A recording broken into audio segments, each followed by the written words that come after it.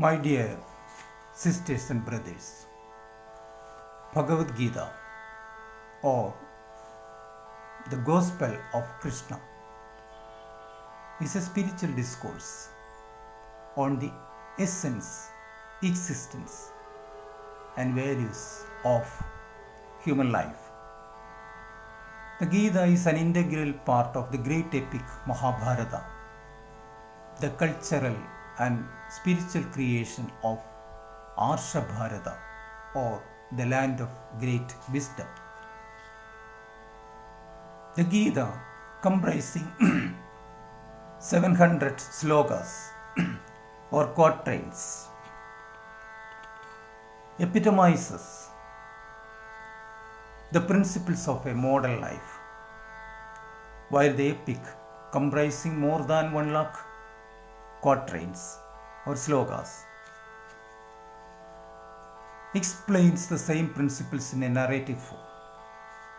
Krishna, the 9th incarnation of Lord Vishnu, the god of preservation, appears in the epic with a mission to destroy the dominating power of adharma or impiety, represented by Kauravas, and to replacing the supremacy or sovereignty of dharma or piety, represented by Pandavas. In fact, Pandavas and Kauravas are brothers belonging to the same lunar dynasty. Pandavas, Krishna acting as a charioteer of Arjuna, ultimately determines the course of this great war by name Kurukshetra war. Just before the commencement of this war, Arjuna falls into the abyss of a dilemma, resulting in a loss of his gallantry, which he is famous for. Krishna, his close friend and redeemer, begins to invigorate him through his soothing but undeniable advices. And thus, Bhagavad Gita, a science of life, comes into being.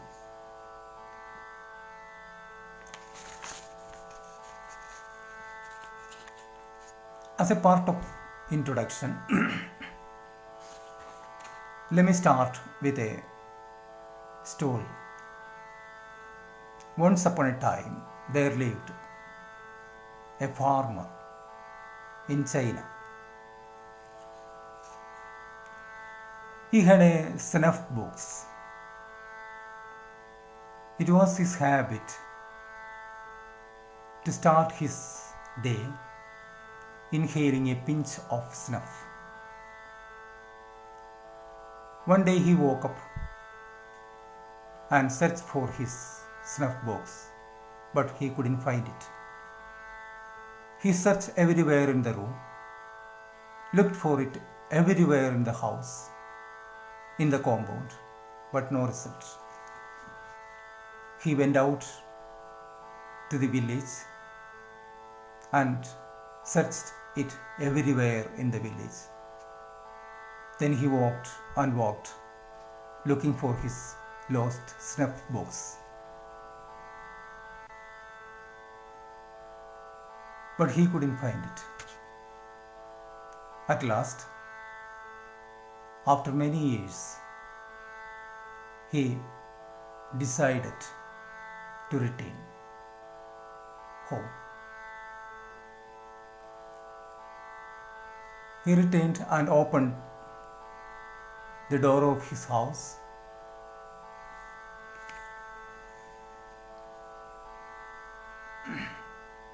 And being very tired, he reclined in an easy chair, totally exhausted after that long journey that took many years.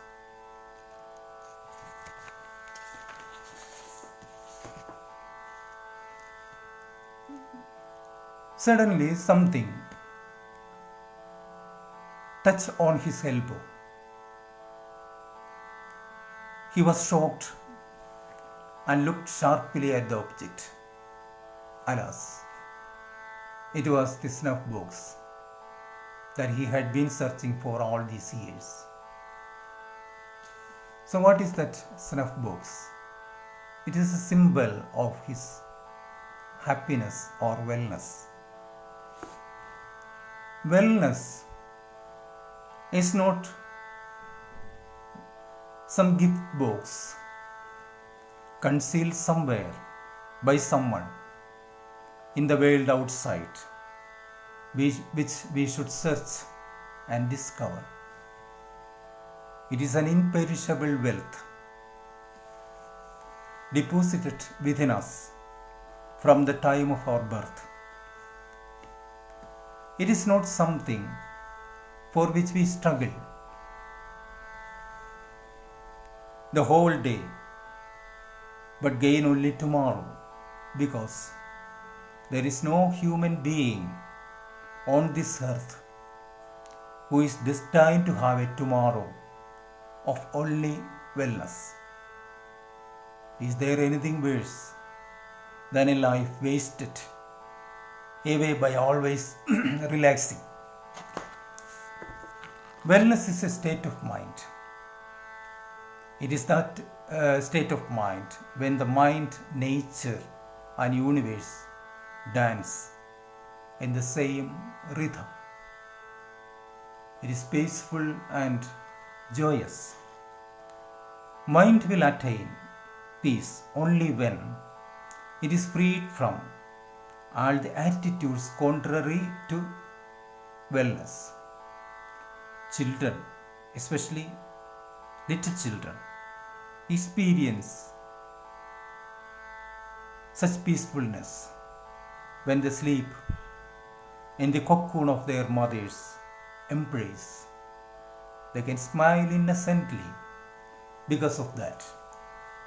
As they grow, they get distanced from the world of wellness, because growing means to move out of one's own world and becoming part of the outside world. Wellness transforms as a mirage that moves afar.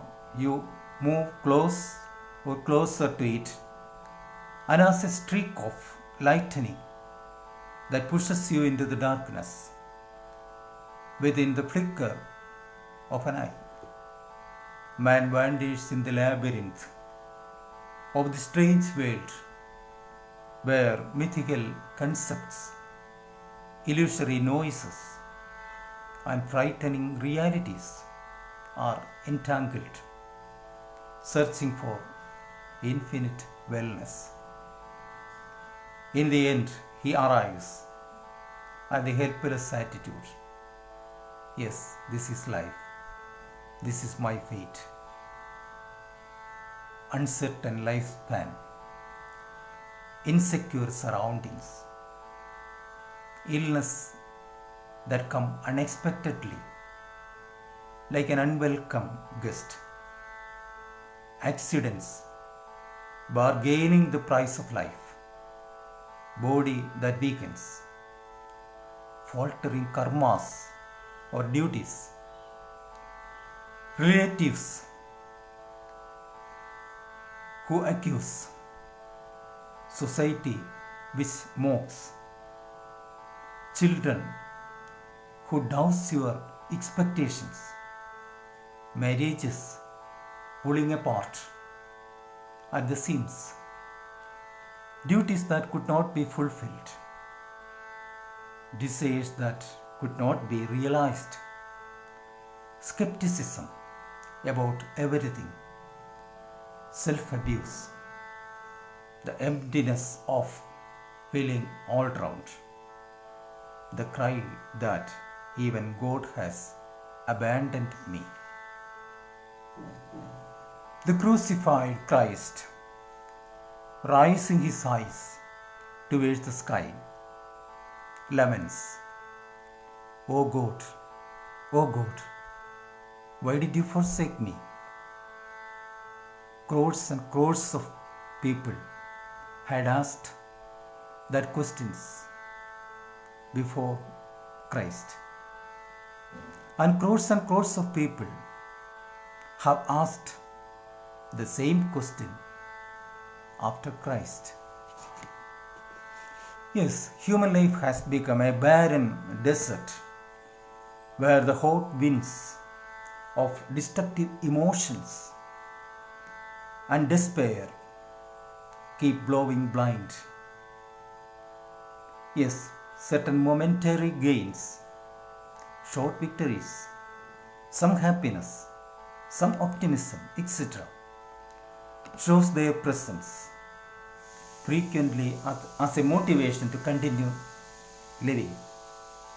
However, the next moment, all of them dissolved in the darkness of anxiety and fear, like the rays of the setting sun.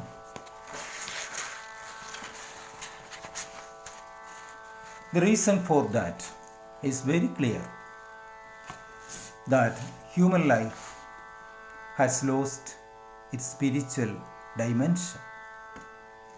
Spirituality is the product of soul, imperishable wellness, indelible happiness, concentrated intelligence, refreshing calmness, unconditional love, uncorrupted sympathy, noble feeling of equanimity, etc., are the blessing we receive only when life unifies with the soul. Bhagavad Gita explains the ways and means to achieve those blessings. The rationalists of the Western countries had been scoffing at philosophy in general as a wasteful effort of searching for a non-existent black cat in a dark room. But Bhagavad Gita is a scientific creation which opens up the sanctum sanctorum of our heart. It is full of light, from which a form of worship is manifested. All the darkness around us is dissolved in the soft radiance of that manifestation. It is no wonder that not only the Western countries, but even the Gulf countries have begun to appreciate Indian philosophy. Sage Vedavyasa, the creator of Mahabharata, is the Rishi or the sage who had observed the inside, outside, depth and expanse of the great riddle we call life. He handed down all that he had realized as pearls of wisdom. Gita does not state even a single irrational word or impracticable idea.